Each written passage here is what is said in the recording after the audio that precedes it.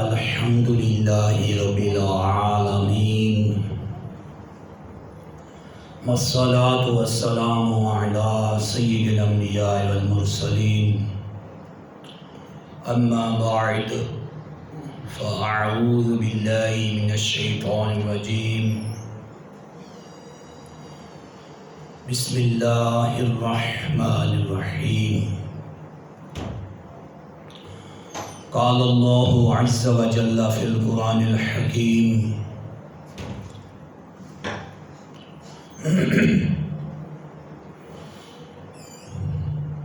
الذین اذا اصابتهم مصیبہ قالوا انا للہ وانا الیہ راجعون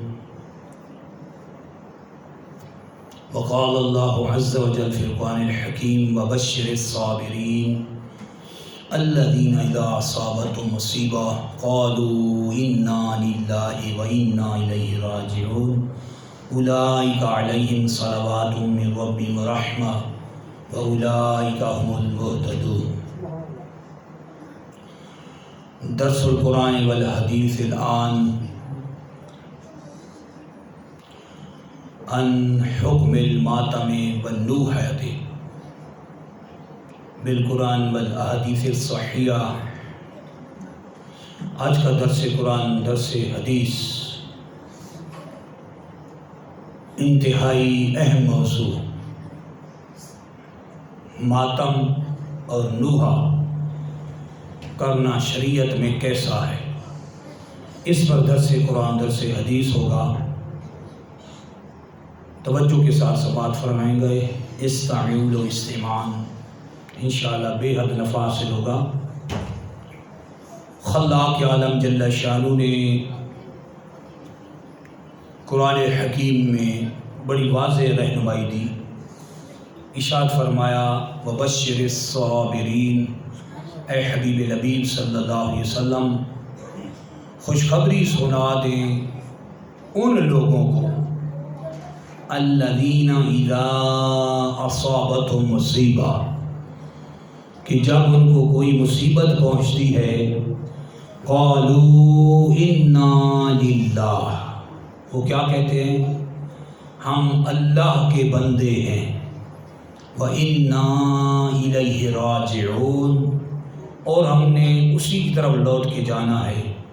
اولئک علیہم صلوات من ربہم، خلاق عالم جل شانہ فرماتا ہے یہی وہ لوگ ہیں جن پر ان کے رب کی طرف سے نوازشیں ہیں، ورحمہ، اور ان کی یہ ہوئی لوگ ہیں جن پر رب کی طرف سے ان کی طرف رحمت نازل ہوتی ہیں، وَأُولَئِكَ هُمُ الْمُهْتَدُونَ، اور یہی لوگ ہدایت یافتہ ہیں۔ قرآن نے ہر شعبے میں رہنمائی کی۔ The perfect guidance of all of the humanity in Holy Quran and the Sunnah, our Holy Prophet, beloved of Allah Muhammad صلی اللہ علیہ وسلم، ساری رہنمائی اللہ کی سچی کتاب قرآن میں ہے اور اس کے حبیب نبی صلی اللہ علیہ وسلم کی سنت احادیث صحیحہ میں ہے۔ لہذا آدمی اس وقت تک تو گمراہ نہیں ہوتا جب وہ قرآن و سنت کا دامن تھامے رہتا ہے، اور اس وقت وہ گمراہی میں ضرور پڑتا ہے جب قرآن و سنت کو چھوڑ کے جاہلانہ رسومات اور جاہل لوگوں کے پیچھے دوڑتے اور بد مذہب اور بد عقیدہ لوگوں کے پیچھے دوڑتے ہوئے لوگ بھاگے تو پھر تو گمراہی آنی ہی آنی ہے۔ خلاق عالم جل شانہ نے قرآن نے بڑی رہنمائی دی ہے۔ جب بھی مصیبت پہنچتی ہے تو اللہ نے قرآن میں اس کا کیا جواب دیا؟ وبشر الصابرین، اے حبیب صلی اللہ علیہ وسلم خوشخبری سنا دیں صبر کرنے والوں، الذین اذا اصابتهم مصیبہ، کہ جب ان پہ کوئی مصیبت پہنچتی ہے قالوا، تو یہ کیا کہتے ہیں؟ کیا یہ ماتم کرتے ہیں، نوحہ خوانیاں کرتے ہیں، مرثیے پڑھواتے ہیں، یا مجلس عزا قائم کرتے ہیں، یا یہ زنجیروں سے اور برچھیوں سے اپنے بدن کو زخمی کر دیتے ہیں، یہ اسلام ہے؟ اللہ جل شانہ نے قرآن میں واضح فرما دیا الذین اذا اصابتهم مصیبہ قالوا انا للہ وَإِنَّا إِلَيْهِ رَاجِعُونَ۔ یہ اسلام ہے جو قرآن نے بتایا۔ وہ کیا کرتے ہیں؟ جب ان پہ مصیبت پہنچتی ہے وہ مومنین، وہ سچے مسلمان، وہ یہ کہتے ہیں ہم اللہ کے بندے ہیں اور اسی کی طرف لوٹ کے جانا ہے۔ اولئک علیہم صلوات من ربہم واولئک هم المہتدون۔ یہ ہیں وہ بندے جن پر اللہ کی رحمتیں اور نوازشیں ہیں اور یہی لوگ ہدایت یافتہ ہیں۔ آپ ہدایت کیا ہے؟ جو ہمارے معاشرہ جس تباہی کی طرف جا رہا ہے وہ آپ سب پہ روشن ہے۔ ماہ محرم بہت عظمت والا مہینہ ہے اور اس مہینے میں بڑی نوازشات اللہ نے اہل دنیا پہ کی ہیں، لیکن آپ دیکھتے ہیں کہ اس معاشرے میں جاہلانہ رسومات اور جہالت کی اندھا دھندی اندھیر نگری میں لوگ کس قدر دین سے دور ہونے کی وجہ سے اہل بدعت کے ہاتھوں چڑھتے ہیں، اور اسی مہینے میں جو سینہ کوبیاں اور گریم بان دریاں اور چہرے پہ تمانچے مارنا اور کپڑے سیاہ کرنا اور اس مہینے میں بدعات اور خرافات کا جو بازار گرم کیا جاتا ہے وہ کیوں ہوتا ہے؟ اس کی وجہ اور ریزن کیا ہے؟ علم سے دوری، علماء سے دوری، علماء اہل سنت سے دوری، اور خود علماء اہل سنت کا نہ ہونا کسی علاقے اور کسی قصبے میں یہ تباہی کا سب سے بڑا سبب ہے۔ چھوٹا سا قصبہ مرزا طاہر، یہاں ہر فرقہ موجود ہے، کوئی بڑا شہر ہوتا ہے جہاں فرقے مختلف آماجگاہ بنا لیتے ہیں، مگر یہ اتنا سا قصبہ اور پورے شہر کے جہاں کے فرقے جہاں ڈیرے لگا کے بیٹھے انہوں نے مرکز بنا لیے۔ کیوں؟ جہالت کا فائدہ، لوگوں کی سادگی کا فائدہ، علماء اہل سنت کے نہ ہونے کا فائدہ، علماء حق کے نہ ہونے کا فائدہ۔ اس معاشرے میں جب نہ ہوں گے علماء اہل حق تو پھر یہی انجام ہوگا جو آج معاشرے میں ہو رہا ہے۔ یہاں کی عورتیں اور یہاں کی بچیاں پیٹنے جائیں، یہاں کے لوگ وہاں نذرانے دینے جائیں، تو اس سے بڑھ کر گمراہی اور کیا ہوگی؟ خلاق عالم قرآن میں کیا کہہ رہا ہے اور آج معاشرہ کدھر جا رہا ہے؟ اپنے آپ کو اہل سنت کہنے والے خود کہاں جا رہے ہیں؟ کیا جہالت کی اندھیر نگری ہے۔ خلاق عالم جل شانہ نے صبر کا حکم دیا۔ صبر یہ قرآن نے اس کا حکم دیا اور یہ نص قطعی ہے۔ بے صبری یہ قطعی حرام ہے اور اس کا انکار کفر ہوتا ہے۔ اور صبر کے بارے میں مشر حافظ رحمہ اللہ فرماتے ہیں الصبر جمیل لا شکوہ فی للناس۔ فرماتے ہیں صبر جمیل کی تعریف یہ ہے کہ بندہ کبھی لوگوں سے اس کی شکایت نہ کرے۔ یہ صبر جمیل ہے کہ لوگوں کے سامنے اس کا شکوہ نہ کیا جائے، اس کو صبر جمیل کہتے ہیں۔ لیکن آج ہمارے معاشرے میں کیا ہو رہا ہے؟ پھر میں دو حوالے پیش کرتا ہوں، اپنی کتابوں کے نہیں، یہ ان کی کتابوں کے میں حوالے پیش کرتا ہوں جو ماتم خانیاں اور مسیح خانیاں اور مجلس عزاداریاں جو قائم کرتے ہیں اور لوگوں کو بے وقوف بنا کے بطور ثواب کے پیش کر رہے ہوتے ہیں، اور لوگ اپنی جہالت اور علم دین سے دوری اور علماء اہل سنت سے دوری کی سبب خود اپنے آپ کو جہنم کی طرف جلدی سے جانے کی طرف جھونک رہے ہوتے ہیں۔ ان کی ہی کتابوں کے ہم ریفرنس اور حوالے پیش کرتے ہیں کہ ان کی اپنی کتابیں کیا بتاتی ہیں اور آج معاشرے میں کیا ہو رہا ہے۔ فروع کافی، جلاء العیون، یہ انہی کی کتابیں ہیں جو ماتم کو اور نوح خانی کو اور مسیح خانی کو بطور عبادت کے پیش کر رہے ہوتے ہیں، اور جاہل قوم وہاں جا کے اپنے نذرانے لٹاتی ہے، اپنے پیسے جا کے تباہ کرتی ہے اور اپنا جھوٹا سٹیٹس قائم کرنے کے لیے اپنی جھوٹی دولت وہاں کے پھینکتی ہے اور اپنا ایمان تباہ و برباد کرتی ہے۔ لہذا اس بارے میں بڑی اہم رہنمائی انہی کتابوں سے ہم پیش کرتے ہیں۔ اصول کافی عن امام الاجل ابی عبداللہ الجعفر الصادق رضی اللہ عنہ قال، اصول کافی انہی کی کتاب جو ماتم کرنے اور نوح خانی کو نعوذ باللہ جو شریعت میں حرام ہے بجائے ناجائز و حرام بتانے کے اس کو بطور عبادت کے پیش کرتے ہیں۔ ان کی اپنی کتاب میں کیا حوالہ ہے؟ امام جعفر صادق رضی اللہ عنہ کیا ارشاد فرماتے ہیں؟ امام جعفر صادق فرماتے ہیں الصبر من الایمان بمنزلۃ الراس من الجسد. فرماتے ایمان کا تعلق، صبر کا تعلق ایمان سے ایسے ہی ہے جیسا کہ انسان کے جسم کا تعلق، انسان کے سر کا تعلق اس کے جسم کے ساتھ ہوتا ہے. فَإِذَا ذَهَبَ الرَّاسُ ذَهَبَ الْجَسَدُ، جب سر چلا جاتا ہے تو جسم بھی چلا جاتا ہے. وَإِذَا ذَهَبَ الصَّبْرُ ذَهَبَ الْإِيمَانُ، اور جب ایمان صبر جاتا ہے تو ایمان بھی جاتا رہتا ہے. یہ کون فرما رہے ہیں؟ اصول کافی انہی کی کتاب جو ماتم اور روح خانیوں کو بطور عبادت کے معاشرے میں پیش کرتے ہیں. لوگ نادانیوں میں اپنی تباہی کا سامان خود خریدتے ہیں. یہ انہی کی کتاب میں امام جعفر صادق فرما رہے ہیں. اور ان کا دوسرا حوالہ امام جعفر صادق اسی فروع کافی کا حوالہ، اصول کافی کا حوالہ امام جعفر صادق رضی اللہ عنہ فرماتے ہیں قال نہا رسول اللہ، فرماتے ہیں قال رسول اللہ صلی اللہ علیہ وسلم، اللہ کے رسول مکرم صلی اللہ علیہ وسلم نے ارشاد فرمایا ضرب المسلم یدہ علی فخذہ عند المصیبت احباط لاجرہ. آدمی کا مصیبت کے وقت، امام جعفر صادق فرماتے ہیں سرکار علی وقار صلی اللہ علیہ وسلم نے ارشاد فرمایا مسلمان کا مصیبت کے وقت اپنے رانوں پہ ہاتھ مارنا، اس طرح مصیبت کے وقت اپنے رانوں پہ ہاتھ مارنا احباط لاجرہ، اس کے اجر و ثواب کو ملیہ میٹ کر کے رکھ دیتا ہے. یہ خود ان کے حوالے ہم پیش کر رہے ہیں جو ماتم کرنے کو اور نوح خانی کرنے کو نعوذ باللہ بہت بڑا اسلامی کوئی شعار اور بہت بڑا جہاد اور بہت بڑی عبادت کے طور پہ لوگوں میں پیش کر رہے ہوتے ہیں، جبکہ ان کی اپنی کتابوں کے حوالے اور ان کی اپنی کتابوں کے حدیثوں کے حوالے یہ ہیں جو آپ کی خدمت میں ہم پیش کر رہے ہیں. اسلام نے کیا درس دیا ہے؟ کیا اہل بیت اطہار نے اللہ کے رسول سے بڑھ کر تو کسی کی بڑھ کر کوئی وفات تو نہیں ہے. اللہ کے رسول صلی اللہ علیہ وسلم کا دنیا سے پردہ فرمانا یہ سب سے بڑا سانحہ ہے دنیا میں، جو صحابہ اہل بیت پہ سب سے بھاری تھا. لیکن مجھے بتائیں صحابہ کرام حضرت علی، حضرت فاطمہ، امام حسن حسین، 12 امام، کس اس اہل بیت اطہار نے سرکار صلی اللہ علیہ وسلم کے وصال پر یہ ماتم کیا تھا؟ کس نے یہ دعا کیا تھا؟ کس نے مرثیے پڑھے تھے؟ کس نے مجلس عزاداریاں قائم کی تھی؟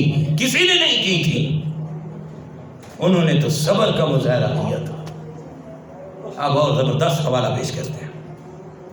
رواہ رئیس المحدثین محمد بن اسماعیل البخاری فی صحیح، رئیس المحدثین محمد بن اسماعیل البخاری نے اپنی صحیح میں اس حدیث مبارکہ کو نقل فرمایا قال رسول اللہ صلی اللہ علیہ وسلم، اللہ کے رسول مکرم صلی اللہ علیہ وسلم ارشاد فرماتے ہیں من لطم الخدود، جو شخص رخسار پیٹے، مصیبت کے وقت رخسار پیٹے، وضرب الصدور، اور سینہ کوٹے، سینہ کوٹے، وشق الجیوب، اور گریبان پھاڑے، ودعا بدعوى الجاہلیہ، اور زمانہ جاہلیت کی طرح نوے کرے، فلیس منا، سرکار صلی اللہ علیہ وسلم فرماتے ہیں وہ ہم میں سے نہیں ہے. جو سرکار سے نہیں ہے وہ کیا ہے؟ اب خود اندازہ لگا رہے. سرکار فرماتے ہیں فلیس منا، یہ نوحے کرنے والے، ماتم کرنے والے، زنجیر زنیاں کرنے والے، مرثیے پڑھنے والے، اور محرم الحرام کے عظمت والے مہینے میں شریعت کے احکام کو نعوذ باللہ چاک چاک کرنے والے، اور ان حرام کاموں کو بطور عبادت کے لوگوں کے سامنے الو اور جھوٹا بنانے کے لیے بطور عبادت کے پیش کرنے والے، یہ کیا کہہ رہے ہیں؟ اللہ کے رسول کیا فرما رہے ہیں؟ فرماتے ہیں فلیس منا، یہ کام جو کرے گا فلیس منا، وہ ہم میں سے نہیں ہے. اب مسلم شریف کی حدیث قال رسول اللہ صلی اللہ علیہ وسلم، اللہ کے رسول مکرم صلی اللہ علیہ وسلم ارشاد فرمایا اربع فی امتی من امر الجاہلیہ لا یترکونہن، لا یترکوہن، اربع فی امتی من امر الجاہلیہ، 4 چیزیں زمانہ جاہلیت اور کفر کی ایسی ہیں جو میری امت میں رہیں گی، لا یترکوہن، میری امت ان کو نہیں چھوڑے گی. الاول، پہلی شاہ فرمایا الفخر بالاحساب، فخر پر حسب نسب پر فخر کرنا، میں فلاں خاندان سے ہوں، میں فلاں خاندان سے ہوں، میری کاسٹ ہائی لیول کی ہے، میں فلاں اعلیٰ درجے کے خاندان سے ہوں، یہ زمانہ جاہلیت کا کام ہے۔ فرمایا وَالطَّعْنُ فِي الْأَنْسَابِ، اور دوسرا کام جو میری امت زمانہ جاہلیت میں جو راج تھا نہیں چھوڑے گی، فرمایا وہ ہے نسب میں تانا زنی کرنا، تو فلاں نسب سے ہے، تو نیچ قوم سے ہے، تو کمی ہے، تو فلاں ہے۔ آج ہمارے معاشرے میں یہ ہوتا ہے، یہ زمانہ جاہلیت کے کام ہے۔ آگے فرمایا وَالْإِسْتِسْقَاءُ بِالنُّجُومِ، اور بارش کی نسبت ستاروں کی طرف کرنا کہ فلاں ستارہ فلاں جگہ آ جائے گا تو بارش ہوگی۔ میری امت اس زمانہ جاہلیت کے کام کو نہیں چھوڑے گی۔ اور چوتھے نمبر پہ انتہائی توجہ والی بات، سرکار وقار صلی اللہ علیہ وسلم فرماتے ہیں وَالنِّيَاحَةُ عَلَى الْمَيِّتِ، اور زمانہ جاہلیت اور زمانہ کفر کی جو بری ترین خصلتیں اور عادتیں تھیں وہ میری امت نہیں چھوڑے گی، اور وہ کیا ہے؟ النِّيَاحَةُ عَلَى الْمَيِّتِ، فرمایا میت پہ نوحہ خوانیاں کرنا، میری امت سے زمانہ جاہلیت کے کام نہیں چھوڑے گی۔ یہ شرعاً حرام ہے جو اللہ کے رسول مکرم صلی اللہ علیہ وسلم نے ان کو ڈیٹیل کے ساتھ بیان کیا۔ نوحہ خوانی کرنا اور ماتم کرنا یہ ناجائز و حرام ہے، بالکل اس میں کوئی شک و شبہ نہیں، بالکل احادیث صحیحہ قرآن کی نص قطعی۔ خلاق عالم جل شان قرآن میں ارشاد فرماتا ہے یا ایھا الذین آمنوا اصبروا وصابروا، اے ایمان والو صبر کرو اور صبر کرنے میں دشمن سے آگے نکل جاؤ، یعنی تمہارا صبر دشمن سے زیادہ ہو۔ اور آگے فرمایا استعینوا بالصبر والصلاۃ، اے ایمان والو صبر اور نماز کے ذریعے تم طاقت حاصل کرو۔ تو یہاں تو قرآن نے صبر کا حکم دیا، بے صبری حرام قطعی ہے اور اس کا انکار کفر ہے۔ تو آپ بتائیں کہ یہ مصیبت کے وقت زنجیر زنیاں کرنا، ماتم کرنا، نوحہ خوانیاں کرنا، مرثیے پڑھنا، یہ سب کیا بدعت اور خرافات ہیں جو آج معاشرے میں پھیلائی جا رہی ہیں، اور سادہ لوگوں کو بطور عبادت کے دکھا کے دعوت دی جاتی ہے، اور تم بھی اس مجلس ذکر میں آنا، رات کو خوب پیٹیں گے اور خوب نوحے کریں گے، نعوذ باللہ۔ اور خود مرثیے کیا ہیں، مرثیے خود کیا ہے؟ آپ اس بارے میں حدیث صحیحہ سنیں، رواہ عبداللہ بن ابی اوفیٰ رضی اللہ عنہ قال نہا رسول اللہ صلی اللہ علیہ وسلم عن المرافعہ۔ آج جو قوم بھاگے جاتی ہے نا اپنے علماء سنت کو چھوڑ کے اور رہنمائی ہوئے بغیر جہالت کے اندھیر تاریخیوں میں خود کو اندھا دھکا دیتی ہے، اللہ کے رسول کیا فرما رہے ہیں؟ عبداللہ بن ابی اوفیٰ رضی اللہ عنہ فرماتے ہیں اللہ کے رسول مکرم صلی اللہ علیہ وسلم نے مرثیوں پڑھنے سے منع فرمایا۔ مرثیے جو معاشرے میں آج پر پڑھے جاتے ہیں، مرثیے نوحہ خوانیاں کی جاتی ہیں اور میت کے جھوٹے فضائل بیان کر کے اس کو خود بھی رلایا جاتا ہے، دوسروں کو بھی رلایا جاتا ہے، اور اس پہ مار پیٹ ہوتی ہے، اور اس کو بڑی نعوذ باللہ عبادت کے طور پہ پیش کیا جاتا ہے جو شرعاً بالکل ناجائز و حرام ہے۔ سرکار مرثیہ خوانی سے منع فرما رہے ہیں، آج مرثیہ خوانی کو بطور عبادت کے پیش کیا جاتا ہے۔ آگے چلیں، امام اجل خلیفہ چہارم حضرت علی رضی اللہ عنہ کا عمل مبارک، سرکار علی وقار صلی اللہ علیہ وسلم حضرت علی رضی اللہ عنہ غزوہ احد کے موقع پہ جب بہت سے مسلمان شہید ہو جاتے ہیں اور حضرت حمزہ اور عباسہ بن عمیر جیسے لوگ بھی شہید ہوتے ہیں، سرکار علی وقار صلی اللہ علیہ وسلم میدان احد سے جب مدینہ طیبہ واپس تشریف لاتے ہیں تو سرکار علی وقار صلی اللہ علیہ وسلم حضرت علی کو دیکھتے ہیں کہ بڑے غمزدہ ہیں۔ حضرت علی سے پوچھیں کیا بات ہے، تم افسردہ نظر آ رہے ہو؟ عرض کی یا رسول اللہ صلی اللہ علیہ وسلم میرے دوسرے ساتھی شہید ہو کے جنت کی نعمتوں سے لطف اندوز ہو رہے ہیں اور میں شہادت کا مرتبہ حاصل نہ کر سکا۔ تو سرکار علی وقار صلی اللہ علیہ وسلم نے حضرت علی کو جو بتایا وہ توجہ والی بات ہے۔ حضرت علی کو ارشاد فرمایا اے علی وہ وقت ان قریب ہے، ان قریب وہ وقت آئے گا کہ تیری مانگ سے، سر کی مانگ سے لے کے تیری داڑھی کو خون سے تر کیا جائے گا۔ جب وہ وقت آئے اے علی اس وقت صبر کرنا۔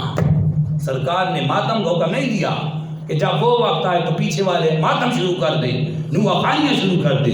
سرکار نے فرمایا اس وقت صبر کرنا، اور وہی جو ہوا جو سرکار نے اللہ کی عطا سے غیبی خبر دی۔ حضرت علی کرم اللہ وجہہ الکریم جب نماز تہجد ادا کرنے کے لیے مسجد کی طرف رات کے اندھیرے میں جا رہے تھے، مسجد کے دروازے پہ پہنچے تو لعنتی عبد الرحمن بن ملجم اس لعنتی نے ایسا زہر آلود تیر سے حملہ کیا کہ آپ زخموں کی تاب نہ لا سکے۔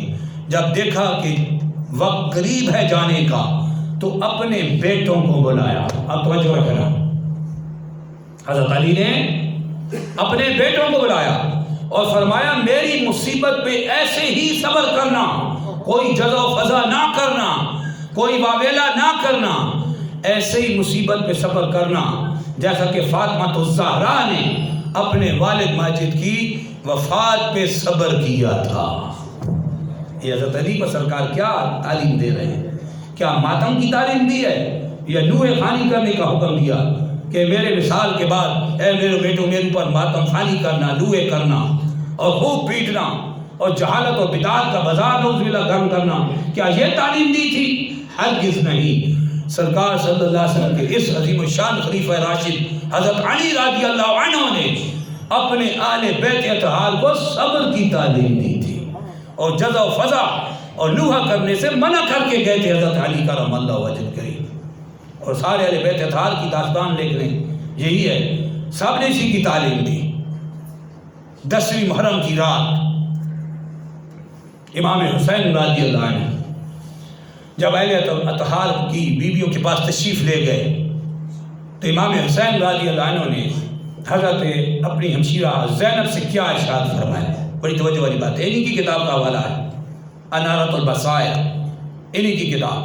حضرت علی رضی اللہ عنہ نے حضرت زینب کو جو وصیت فرمائی، فرمایا میں تجھے اس حق کا واسطہ دیتا ہوں جو میرا تیرے اوپر ہے، میں تیرے بھائی ہونے کے لحاظ سے تیرے میرے ساتھ رشتہ ہے، اور اسے تمہیں قسم دے کے کہتا ہوں کہ میری مصیبت یعنی میری شہادت اور میری مفارقت یعنی جدائی پہ تم صبر کرو گی، گریبان چاک نہیں کرو گی، منہ کو نہ نوچو گی، بال نہ چونچو گی، گریبان نہ پھاڑو گی، بلکہ تم ایسے ہی صبر کرو گی، بلکہ تم ایسے ہی صبر کرو گی جیسا کہ فاطمہ الزہرا نے اپنے محبوب صلی اللہ علیہ وسلم کی اپنے باپ کی مثال پہ صبر کیا تھا، تم بھی ایسے صبر کرو گی، کوئی واویلا نہیں کرو گی۔ یہ انہی کی کتاب کا حوالہ ہے۔ سرکار کے سارے اہل بیت اطہار کو آپ دیکھ لیں۔ حضرت علی کی جب شہادت ہوئی تو امام حسن نے حسین کو جو خط لکھا وہ کیا تھا؟ توجہ رکھیں، فروع کافی اور اصول کافی انہی کی کتابوں کا حوالہ جو ماتم اور نوح کو عبادت کے طور پہ نعوذ باللہ پیش کرتے ہیں۔ امام حسن نے حضرت امام حسین کو جو خط لکھا اس میں حضرت علی کی شہادت کا بیان ہے۔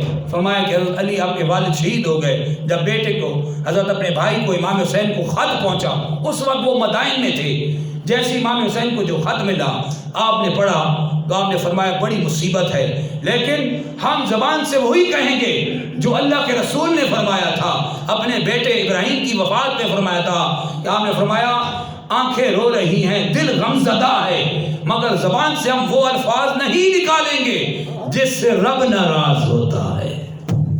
یہ اہل بیت اطہار کی مثال ہے انہی کی کتابوں سے۔ کس اہل بیت اطہار نے ماتم کیا تھا کس کی وفات پہ؟ ثابت کر کے دکھائیں۔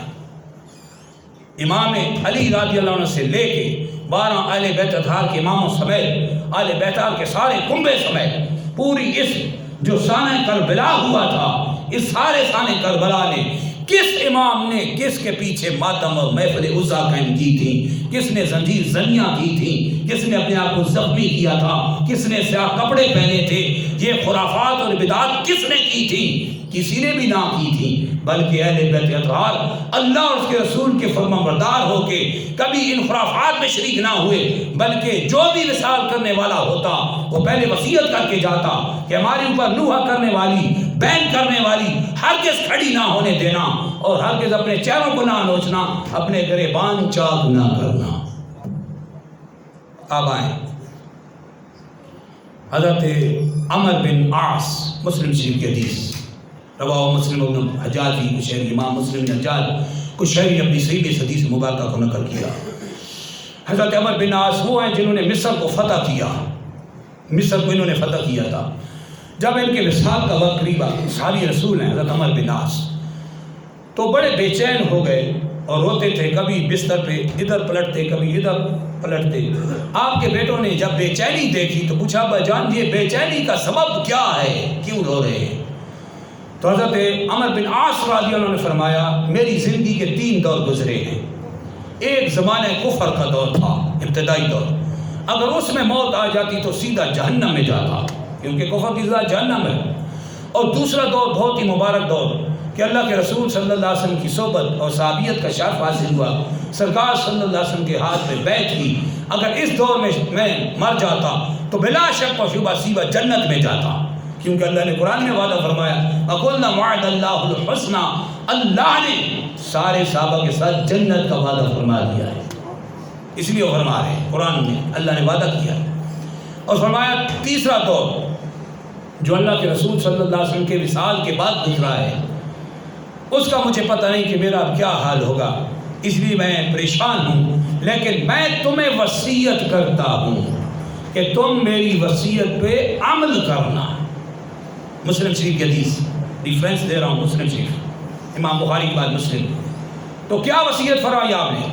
وقال لابنائه وهو في سیاق الموت، حضرت عبداللہ بن عمر بن عاص نے اپنے بیٹوں کو وصیت فرمائی، وهو في سیاق الموت، اس وقت وصیت فرمائی جب کہ آپ پر موت کے آثار طاری تھے، قریب المرگ تھے۔ ارشاد فرمایا اذا انا مت، فرمایا جب میں مر جاؤں فلا تصاحبنی ناحتا ولا نارا، تو میرے اوپر کوئی نوحہ کرنے والی عورت کو ہرگز کھڑے نہ ہونے دینا، ولا نارن، اور نہ ہی کوئی آگ میری قبر پہ لائی جائے، کیونکہ یہ زمانہ جاہلیت کے گندے کام تھے، ناجائز کام تھے جس کو شریعت اسلامیہ نے حرام قرار دیا، اس لیے اس کو کہہ رہے ہیں ہرگز میرے اوپر نوحہ کرنے والی عورت کو کھڑے نہ ہونے دینا اور نہ ہی میرے اوپر آگ لانا، کیونکہ یہ زمانہ جاہلیت کے کام ہے۔ وَإِذَا، آگے فرماتے ہیں وَإِذَا دَفَنْتُمُونِي وَالشِّنُّ عَلَيَّ التُّرَابَ شَنًّا، اور جب مجھے تم دفنا چکو اور میرے اوپر مٹی برابر کر چکو تو کیا کرو؟ نوحے کرو، ماتم کرنا، نعوذ باللہ زنجیر زنیاں کرنا، جسم کو زخمی کرنا، مرثیے پڑھنا، لوگوں کو بے وقوف بنا کے یہ ناجائز و حرکات کا حکم دیا؟ نہیں، ہرگز نہیں۔ فرمایا فَأَقِيمُ حَوْلَ قَبْرِ قَدْرَ مَا يُنْحَرُ الْجَزُورُ، تو میری قبر پہ اتنی دیر کھڑے رہنا،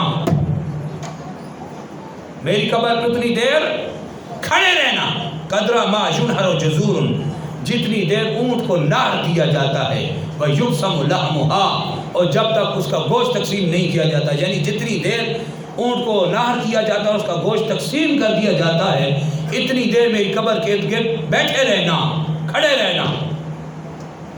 کیوں؟ حَتَّى أَسْتَأْنِسَ بِكُمْ، جہاں تک کہ میں تم سے مانوس ہو جاؤں۔ قبر نئی جگہ ہے، وحشت کی جگہ ہے، تنہائی کا گھر ہے۔ حَتَّى أَسْتَأْنِسَ بِكُمْ، جہاں تک کہ میں تم سے مانوس ہوں، مانوس ہو جاؤں۔ وَأَعْلَمَ، اور میں یہ جان لوں مَاذَا أُرَاجُ بِرُسُلِ رَبِّي، کہ اپنے رب کے بھیجے گئے منکر نکیر قاصدوں کو میں کیا جواب دیتا ہوں۔ اتنی دیر ٹھہرے رہنا۔ یہ صحابی رسول عمر بن عاص نے اس لیے حکم دیا کہ ہم جانتے ہیں کہ اللہ کے رسول نے ماتم کرنے اور نوحے کرنے کو حرام قرار دیا ہے، اور اس طرح کی ناجائز اور خرافات کو اللہ کے رسول حرام کر کے گئے ہیں، اس لیے آپ اپنے بیٹوں کو یہ وصیت فرما کے گئے ہیں کہ ماتم کرنا اور میت کے ساتھ آگ لے جانا اور نوحے کرنا یہ زمانہ کفر کی بدترین رسمیں تھیں جس کو اسلام نے حرام قرار دے دیا۔ آپ آئیں آگے، انہی کی تفسیریں اور انہی کی حدیثیں جو ماتم کو اور نوحہ خوانی کو نعوذ باللہ ناجائز و حرام کہنے کی بجائے اس کو بطور ثواب کے پیش کر رہے ہوتے ہیں۔ تفسیر قمی، تفسیر قمی، تفسیر مجمع البیان، کتاب العلل والشرائع اور فروع کافی، یہ جو میں نے 4 کتابوں کے نام دیے ہیں یہ انہی کی تفسیریں ہیں جو ماتم کو، زنجیر زنی کو نوحوں کو مسیحوں کو نعوذ باللہ بطور عبادت کے پیش کرتے ہیں، جبکہ ان کی اپنی تفسیر کی کتابوں میں کیا لکھا ہے؟ بڑی اہم بات ہے، توجہ سنیں، بہت توجہ کے ساتھ سنیں، سماعت فرمائیں۔ قرآن میں سورہ ممتحنہ میں خلاق عالم جل شانہ نے ارشاد فرمایا، یا ایھا النبی، اے غیب کی خبر دینے والے نبی صلی اللہ علیہ وسلم، اذا جاءک المؤمنات، جب مومن عورتیں آپ کے پاس آئیں، کس لیے آئیں؟ یبایعنک، اس لیے آئیں تاکہ وہ آپ کی بیعت کریں، تو اس شرط پہ آپ بیعت کریں، علی شرط کے لیے آتا ہے، فرمایا علی، اصطلاح کے لیے بھی آتا ہے، شرط کے لیے بھی آتا ہے، فرمایا علی، اس شرط پہ آپ بیعت کریں، اللہ یشرکنا باللہ شیئا، کہ وہ اللہ کے ساتھ کسی کو شریک نہیں ٹھہرائیں گی، زمانہ جاہلیت و کفر کی طرح، جو زمانہ جاہلیت میں وہ کام نہیں کرے گی، اس شرط پہ آپ بیعت کریں ان کو، ولا یسرقنا، اور وہ چوری نہیں کریں گی، ولا یزنینا، اور وہ زنا نہیں کریں گی، ولا یقتلن اولادہن، اور اپنی اولاد کو، زندہ اولاد کو زمین میں درگور کر کے، زمین میں دبا کے نہیں مارے گی۔ آگے کیا فرمایا؟ ولا، اور ایسے کام نہیں کرے گی، ولا یعصینک فی معروف، توجہ رکھنا، ولا یفترینہ من بین ایدیہن وارجلہن، اور کسی سے برائی کروا کے، کسی اور کا بچہ پیٹ میں رکھ کے اپنے خاندوں کو یہ نہیں کہیں گی کہ یہ تمہارا بچہ ہے۔ اس بات پر اگر آپ کی بیعت کریں تو کر لیں اے حبیب صلی اللہ علیہ وسلم۔ ولا یعصینک فی معروف، سورہ ممتحنہ، یہ میں عبداللہ بن عباس کے ساتھ تفسیر پیش کر رہا ہوں، اور تمام عربی کے مفسرین نے یہ تفسیریں کی ہیں۔ فرمایا ولا یعصینک فی معروف، بڑی اہم توجہ والی بات، ولا یعصینک فی معروف، اے حبیب صلی اللہ علیہ وسلم، ہر اچھے کام میں وہ آپ کی نافرمانی نہیں کریں گی۔ امام الفسیر عبداللہ بن عباس کی تفسیر میں فرماتے ہیں ولا یعصینک فی معروف، یعنی ما تأمرہن وتنہونہن، جس چیز کا آپ ان کو حکم دیں گے اس میں اس کی نافرمانی نہیں کریں گی، جس سے روکیں گے اس پہ عمل کریں گی، اس کے خلاف نہیں کریں گی۔ کیا؟ من النوح، من ترک النوح، یہ نوح چھوڑ دیں گی، نوح خانیاں نہیں کریں گی، توجہ رکھنا، ولا تخمش الوجہ، اپنے چہرے نہیں نوچیں گی۔ اور آپ ان کی تفسیر کی طرف آتے ہیں، جو چہرہ نوچنے، گریبان دریاں کرنے، سینہ کوبیاں کرنے، زنجیر مارنے، ماتم کرنے، مسجد عزا، مجالس عزا قائم کرنے کو، ماتم کرنے کو حلال اور بلکہ نعوذ باللہ بطور عبادت کے پیش کرتے ہیں، ان کی اپنی تفسیر قمی، تفسیر مجموع البیان، تفسیر کتاب العلل والشرائع اور فروع کافی، یہ انہی کی کتابیں ہیں۔ حضرت ام الحکیم بنت حارث اور سرکار صلی اللہ علیہ وسلم کے درمیان جو مکالمہ ہوا، یعنی آپس میں کلام ہوا، ام الحکیم بنت حارث نے اللہ کے رسول مکرم صلی اللہ علیہ وسلم سے عرض کی، یا رسول اللہ، ما هذا المعروف الذي امرنا اللہ تعالی ان لا نعصیک فیہ، اے اللہ کے رسول صلی اللہ علیہ وسلم ہمیں یہ بتائیں اس معروف سے کیا مراد ہے جس کا قرآن سورہ ممتحنہ میں اللہ نے ہمیں حکم دیا ہے، اللہ نعصیک فیہ، اللہ نعصیک فیہ، کہ ہم اس میں آپ کی نافرمانی نہ کریں۔ سورہ ممتحنہ قرآن میں ہے، اللہ نعصیک فی معروف، کہ ہم اچھے کاموں میں اللہ کے رسول کی نافرمانی نہیں۔ یہ معروف سے کیا مراد ہے؟ تفسیر قمی، تفسیر مجموع البیان، کتاب العلل والشرائع اور اصول فروع کافی، یہ انہی کی کتابیں ہیں جو سینہ کوبی کرنے، مرثیہ خوانی کرنے، ماتم کرنے اور زنجیر زنی کرنے کو بطور نعوذ باللہ عبادت کے پیش کرتے ہیں۔ ان کی اپنی یہ تفسیروں کے حوالے ہیں۔ تو فقال رسول اللہ صلی اللہ علیہ وسلم، یہ انہی کی تفسیر کا حوالہ پیش کروں، اللہ کے رسول مکرم صلی اللہ علیہ وسلم ارشاد فرمایا، یہ ہمارے لیے بہت عبرت ہے۔ آج ہمارے بندے اور ہمارے گھر کی بہنیں اور عورتیں ایسی مجالس میں کیوں جا رہی ہیں جو اپنا ایمان برباد کرنے کے لیے اور نعوذ باللہ اپنے آخرت کو تباہ کرنے کے لیے اور اپنا پیسہ ان بد مذہبوں کو دینے کے لیے جاتی ہیں اور بطور منتوں کے پیش کرتی ہیں۔ اپنے گھر والوں کو روکنا مردوں پہ فرض عین ہے، نہیں روکیں گے تو سارے گناہ گار ہوں گے، لہذا اپنے گھر والوں کو روکیں، عورتوں میں جہالتیں ویسے ہی زیادہ ہے، لہٰذا عورتوں کو ایسے بدعات اور خرافات خانوں میں جانے سے روکیں، اور ایسی بدعات اور خرافات حرام اور ناجائز کام وہ بھی نعوذ باللہ بطور عبادت کے جب پیش کیے جانے لگے تو وہاں سرے سے ہی جانے سے فوراً روک دیں، ورنہ ایمان تو ضائع ہو ہی جائے گا۔ اب وہ تفسیر کیا ہے؟ الحکیم بنت حارث نے عرض کی یا رسول اللہ ما هذا المعروف الذي امرنا اللہ تعالی اللہ ناسی کا فیہ، یہ جو قرآن میں اللہ نے فرمایا ولا یعصینک فی معروف سورہ ممتحنہ میں، اے حبیب جی عورتیں جب آپ سے بیعت کرنے آئیں آپ اس شرط ان کی بیعت کریں کہ وہ اچھے کام میں آپ کی نافرمانی نہیں کریں گی۔ الحکیم بنت حارث عرض کرتی ہیں یا رسول اللہ یہ معروف کیا شے ہے؟ انہی کی تفسیروں کے حوالے پیش کریں، یہ معروف کیا ہے، معروف کی تفسیر کیا ہے؟ فقال رسول اللہ صلی اللہ علیہ وسلم، تو اللہ کے رسول مکرم صلی اللہ علیہ وسلم نے ارشاد فرمایا وہ معروف یہ ہے جو قرآن میں اللہ فرما رہا ہے اللہ تخمشن وجہن، کہ تم مصیبت کے وقت اپنے چہرے نہیں نوچو گی، یہ ہے معروف جس کا اللہ نے قرآن میں حکم دیا کہ اپنے چہرے نہیں نوچو گی، ولا تلطمن خدن، اور مصیبت کے وقت اپنے رخسار نہیں پیٹو گی، یعنی چہروں پہ تھپڑ نہیں مارو گی، رخسار نہیں پیٹو گی۔ اور کیا ہے یہ معروف وہی ہے جو اللہ کے رسول صلی اللہ علیہ وسلم ان کی تفسیر کے مطابق فرما رہے ہیں حکیم بنت حارث کو کہ معروف یہ ہے۔ سرکار صلی اللہ علیہ وسلم ارشاد فرمایا وَأَنْ وَلَا تُمَزِّقْنَا جَيْبًا، وہ مصیبت کے وقت اپنے گریبان نہیں پھاڑیں گی، اللہ اکبر، مصیبت کے وقت اپنے گریبان نہیں پھاڑیں گی۔ تو اے حبیب اس سر پہ بیعت کر لیں۔ اور کیا نہیں کرے گی؟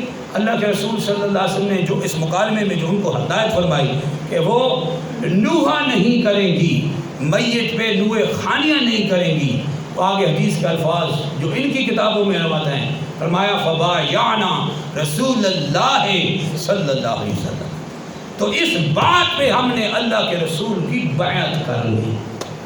تو قرآن کس کی بیعت کروا رہا ہے؟ The perfectness of all of the humanity in Holy Quran, not in the views of misguided people in our society۔ یہ جو خود گمراہ ہیں ان کو کیا ہدایت کا پتہ؟ اللہ نے جو قرآن میں بتایا اس کی طرف لوگ کیوں نہیں آتے؟ جو سرائپا ہدی للناس ہدی للمتقین، سارے انسانوں کی ہدایت، سارے متقی پرہیزگاروں کی ہدایت، ان ھذا القرآن یہدی للتی ہی اقوم، یہ قرآن سب سے سیدھا راستہ دکھاتا ہے، اس طرف لوگ کیوں نہیں آتے؟ اور جہالت کے مارے بدعات و خرافات کے مجموعوں کی طرف لوگ کیوں اندھے چلے جاتے ہیں؟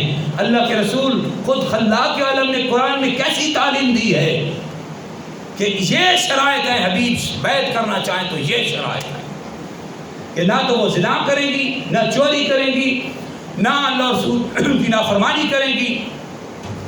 اگر اس بات پہ یعنی نافرمانی اچھے کاموں میں نہیں کریں گی، مطلب میت میں نوح خانی نہیں کریں گی، چہرے نہیں روچیں گی، گریبان نہیں پھاڑیں گی، چہروں پہ تھپڑ نہیں ماریں گی اور نوحے نہیں کریں گی، یہ اللہ نے قرآن میں جو تعلیم دی ہے تفسیر ان کی ہے۔ فرمایا تو پھر اے حبیب فبایعہن، اے حبیب ان کو بیعت کر لیجیے، واستغفر لہن اللہ، اور اللہ سے ان کے لیے بخشش طلب کریں، ان اللہ غفور الرحیم، بے شک اللہ جل شانہ بخشنے والا اور رحم فرمانے والا ہے۔ بات ہی ختم ہو گئی۔ ان کی اپنی تفسیر میں جتنے حوالے پیش کر رہا ہوں ان کی اپنی کتابوں، حدیث کی کتابوں اور ان کی تفسیروں کتابوں کے حوالے پیش کر رہا ہوں کہ یہ ماتم کرنا، نوحے کرنا، مسیحے پڑھنا، اپنے آپ کو بچیاں مارنا اور زخمی کرنا اور جہالت کے طور پہ لوگوں کو بدھو بنا کے یہ کہنا کہ یہ بہت امام حسین سے ہماری محبت ہے، یہ کوئی محبت نہیں، یہ بغاوت حسین ہے، یہ بغاوت اہل بیت اطہار ہے، یہ اہل بیت سے بغاوت ہے۔ اہل بیت کے ایک ایک فرد نے اپنے وصال کے وقت صبر کا حکم دیا، نوح اور بہنوں سے منع کیا، آج وہی کام معاشرے میں عبادت کے طور پہ پیش کیا جاتا۔ یہ کون سی محبت؟ جھوٹی محبت۔ اور یہ کیوں ہو رہا ہے؟ میں آپ کو ایسی حدیث سناؤں جو کبھی نہ سنی ہوگی۔ رواہ احمد اور حسین، رواہ سلیمان الطبرانی فی المعجم الکبیر، عظیم الشان محدث سلیمان بن احمد طبرانی نے معجم الکبیر میں اس حدیث مبارکہ کو نقل کیا۔ بہت اہم حدیث ہے، ذرا کان کھول کر توجہ کے سنیے، پوری توجہ رکھیں۔ اور اپنے گھر والوں کو یہ اردو میں جا کے حدیث سنائیں، اور آئندہ اپنے گھر والوں کو ہرگز ماتمی محفل میں جانے سے نہ جانے دیں، روک کے رکھیں۔ زبردستی مرد کا چونکہ اختیار ہے، الرجال قوامون علی النساء، اللہ نے ہولڈ دیا ہے، مرد عورتوں پہ نگران ہیں، تو اپنی نگرانی نبھائیں، اور اپنی بچیوں کو، اپنی جوان بچیوں کو، اپنی گھر والیوں کو، اپنی بہنوں کو، اپنی بیویوں کو ہرگز ایسی ماتمی حافل میں نہ جانے دیں کہ یہ ہے کیا، یہ روح کس کا دھارا گیا ہے۔ یہ حدیث سنے سلیمان بن طبرانی نے جو اس کو نقل کیا، آپ پر وہ شیشہ کھلے گا آئینہ، آپ حیران ہو جائیں گے کہ یہ جو دو رخی ہے اور یہ جو نقلی سسٹم چلایا گیا ہے، یہ اہل بیت اطہار سے محبت نہیں، یہ جھوٹی بغاوت ہے، یہ وہ بغاوت ہے جو بطور صحاب کے پیش کی جاتی ہے اور اس کو عبادت کے طور پہ کی جاتی ہے، یہ کھلی ہوئی بغاوت، اور وہ کیا ہے۔ اب حدیث سنیں۔ قال رسول اللہ صلی اللہ علیہ وسلم، اللہ کے رسول مکرم صلی اللہ علیہ وسلم ارشاد فرمایا، عن ابی ہریرہ، اس حدیث کے راوی حضرت سیدنا ابو ہریرہ ہیں۔ اللہ کے رسول مکرم صلی اللہ علیہ وسلم ارشاد فرماتے ہیں، کیا ارشاد فرمانا، عن عبداللہ بن عباس، اور ایک عبداللہ بن عباس سے حدیث روایت ہے، قال فرماتے ہیں، کنت مع النبی صلی اللہ علیہ وسلم، کنت عند النبی صلی اللہ علیہ وسلم، میں اللہ کے رسول کے پاس حاضر تھا، وعندہ علی، اور سرکار صلی اللہ علیہ وسلم کی بارگاہ میں حضرت علی کرم اللہ وجہہ الکریم کی تشریف فرما تھے۔ فقال رسول اللہ صلی اللہ علیہ وسلم علی علی سے، تو اللہ کے رسول مکرم صلی اللہ علیہ وسلم نے حضرت علی سے فرمایا، کیا فرمایا، توجہ کے ساتھ رکھنا، خوب توجہ کے ساتھ سننا۔ سرکار علی وقار صلی اللہ علیہ وسلم نے حضرت علی سے فرمایا، سیکون فی امتی قوم، ان قریب میری امت میں ایسے لوگ ظاہر ہوں گے، ینتحلون حب اہل البیت، جو آل بیت اطہار سے محبت کا جھوٹا ڈھونگ رچائیں گے، یہ توجہ رکھنا، آل بیت اطہار سے جھوٹی محبت کا ڈھونگ رچائیں گے۔ سرکار وقار صلی اللہ علیہ وسلم نے ارشاد فرمایا، کیا ارشاد فرمایا، وَهُمْ يُشْرِكُونَ، اور یہ وہ لوگ ہیں، وَهُمْ مُشْرِكُونَ، یہ مشرک ہوں گے، یہ آل بیت اطہار سے جھوٹی محبت کا ڈھونگ رچانے والے یہ مشرک ہوں گے، لہذا تم ان سے بچ کے رہنا۔ اب ظاہر ہے جب وحی کو حضرت سرکار صلی اللہ علیہ وسلم کی بجائے حضرت علی پہ اتارا جائے، جب یہ سبق لوگوں کو دیا جائے کہ وہی تو حضرت علی پہ آئی تھی، نعوذ باللہ، غلطی سے جبریل امین سرکار کو دے گئے، یہ کفریات کا کلمہ، سراپہ کفر کلمہ جب یہ پکا جائے گا تو ظاہر ہے پھر تو شرک تو ہوگا اور ایمان کہاں سلامت رہے گا۔ اس لیے سرکار نے فرمایا، سیکون فی امتی قوم، میری قوم میں ایسی، میری امت میں ایسے لوگ آئیں گے، کیا کریں گے، ینتحلون حب اہل البیت، وہ اہل بیت اطہار سے محبت کا جھوٹا ڈھونگ رچائیں گے، وَهُمْ مُشْرِكُونَ، حال یہ ہوگا کہ وہ شرک کیے ہوئے ہوں گے، تم ان سے بچ کے رہنا۔ یہ حدیث بالکل واضح، اس سے بڑھ کر واضح کیا حدیث چاہیے، اور سرکار نے علماء کی کیا ذمہ داری لگائی۔ آج تو مولوی کو 10 روپے ملے تو مولوی اپنا ایمان چینج کرنے کو تیار ہے۔ امام مسجد کا حال یہ ہے کہ اس کو کہیں سے نذرانہ ملے تو بد عقیدہ کا اعلان کرنے سے بھی گریز نہیں کرتا، کیونکہ نعوذ باللہ ایمان کی فکر نہیں ہوتی، پیسے کی فکر ہے۔ لوگ تباہ ہو رہے ہیں، یہ کوئی فکر نہیں، ایمان برباد ہو رہا ہے، کوئی فکر نہیں، لوگ کدھر تباہی کی طرف جائے، کوئی فکر نہیں، لیکن وہ چند پیسے اور ٹکے ملتے ہیں تو پیسے بدمزموں کو جھولی میں بھی بٹھایا جاتا ہے، ایسوں کو پروٹوکول بھی دیا جاتا ہے، اپنا ایمان بھی برباد کیا جاتا ہے، اور اس قوم کو بھی تباہ کیا جاتا ہے جو جاہل امام کے پیچھے چل رہی ہوتی ہے۔ اللہ کے رسول صلی اللہ علیہ وسلم نے علماء کی کیا ذمہ داری لگائی ہے، ذرا حدیث صحیح کھول کے سنیں۔ اللہ کے رسول مکرم صلی اللہ علیہ وسلم نے ارشاد فرمایا، سیکون فی امتی قوم، میری امت میں قریب ایسے لوگ ظاہر ہوں گے، اور سرکار صلی اللہ علیہ وسلم نے فرمایا، اذا ظہرت البدعۃ، جب بدعات اور خرافات عام ہو جائیں، وسب اصحابی، اور میرے صحابہ کو گالیاں دی جانے لگے، میرے صحابہ کو برا بھلا کہا جانے لگے۔ یہ صحابہ کو برا بھلا کون کہتے ہیں؟ آپ سب کو پتہ ہے، یہ وہی کہتے ہیں جو مفع محافل، جو ماتمی محافل، اور یہ سارے مسیح خانیاں، یہ سارے نوح خانیاں اور مسجدیں اور جو مجالس عزا قائم کیتے ہیں، یہ وہی ہیں جو سرکار کے صحابہ کے بارے میں بکواس کرتے ہیں. اور اللہ کے رسول صلی اللہ علیہ وسلم سے فرمایا، کیا فرمایا؟ صبح صحابی، جب میرے صحابہ کو گالی دی جانے لگے، فعل العالم، کیا فرمایا سرکار نے؟ علماء بیٹھ نہ جائیں، فرمایا فل العالم، عالم پہ لازم ہے اس وقت کے عالم دین پہ لازم ہے ان یظہر علمہ، وہ اپنا علم کٹوری میں نہ چھپا کے رکھے. سرکار نے فرمایا ان یظہر علمہ، اس کو چاہیے کہ اپنا علم ظاہر کرے، لوگوں کو حقیقت بتائے. فَإِن لَمْ يَفْعَلْ، سرکار نے فرمایا کہ اس دور کا عالم اگر اپنا علم چھپائے گا اور ان بد مذہبوں کے بارے میں لوگوں کو نہیں بتائے گا تو سرکار علی وقار صلی اللہ علیہ وسلم فرمایا لا يقبل منه صرفا ولا عدلا، نہ تو اس کا نفل قبول کیا جائے گا نہ اس کا فرض قبول کیا جائے گا. آج معاشرے میں اس چیز کی ضرورت ہے. سب سے پہلے تو علماء اہل سنت کی ضرورت ہے. ہم چاہتے ہیں ہمیں بہترین عالم ملے، بھائی کوالیفائڈ عالم چاہیے، بہترین زبردست، جس کے پاس قرآن پہ بھی دسترس ہو، حدیث پہ بھی دسترس ہو، فقہ پہ بھی دسترس ہو، اللہ نے کو معلوم سے مالا مال کیا ہو. تو پھر اس کے لیے توجہ نہ کی جائے اور اپنے اولاد کو جامعہ میں داخل نہ کرایا جائے تو پھر آسمان سے تو نہیں آئیں گے علماء. یہ ہم اپنی علماء، اپنے ہی اولاد کو، اور ذہین پاگل نہیں، ذہنی کمزور نہیں، ذہین اولاد کو جب جامعہ میں داخل کرائیں گے تو ایسے جید علماء اور محدث الحمدللہ پیدا ہوتے ہیں، تحقیق ہوتی ہے، پیدا ہوتے ہیں جو قوم کی ہدایت کا سبب بنتے ہیں. تو ان کا پیدا کرنا ضروری ہے، ورنہ گمراہی ڈیرے لا کے پڑے گی. اب آئیں اس طرف، نوح خانی اور مجالس عزا اور ماتمی محافل جو قائم کرتے ہیں، ان کی اپنی کتابوں میں کیا لکھا ہے؟ من لا یاد الفقیہ، یہ انہی کی کتاب ہے، من لا یاد الفقیہ.